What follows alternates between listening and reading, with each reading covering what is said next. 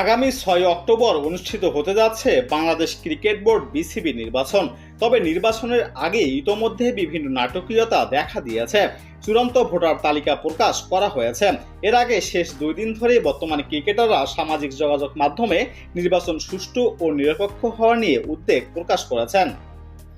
বিষয়টি নিয়ে গণমাধ্যমের সঙ্গে আলাপকালে ক্রীড়া উপদেষ্টা আসিফ মাহমুদ সজীব ভুঁইয়া বলেন, পৃথিবীর কোথাও আপনি দেখবেন না কোনো ক্রিকেটার বর্তমানে খেলতে থাকা ক্রিকেট বোর্ড নির্বাচনের বিষয়ে মন্তব্য করছে। এটি তার কন্ট্রাক্টের সম্পূর্ণ লঙ্ঘন।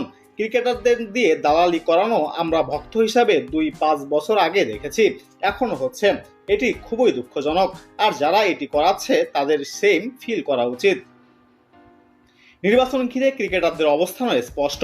Cricketers welfare association of Bangladesh কোয়াবের সভাপতি মোহাম্মদ মিঠুন ফেসবুকে লিখেছেন, বিসিবি নির্বাচন অবাধ, সুষ্ঠু ও নিরপেক্ষ হোক। বাংলাদেশ ক্রিকেট ও ক্রিকেটারদের ভবিষ্যতের জন্য এটি গুরুত্বপূর্ণ। জাতীয় দলের সাবেক ক্রিকেটার রুবেল হোসেন মন্তব্য করেছেন, বোর্ড প্রেসিডেন্ট আসা যাওয়া যেন ক্রিকেটের টসের মতো, কখনো কারো ভাগ্য জোটে বলা মুশকিল। সুন্দর পরিবেশে স্বচ্ছ প্রতিদ্বন্দ্বিতা ও শত্রুতা ছাড়া নির্বাচন হোক, সেখানে জয়ী হবে কেবল ক্রিকেট।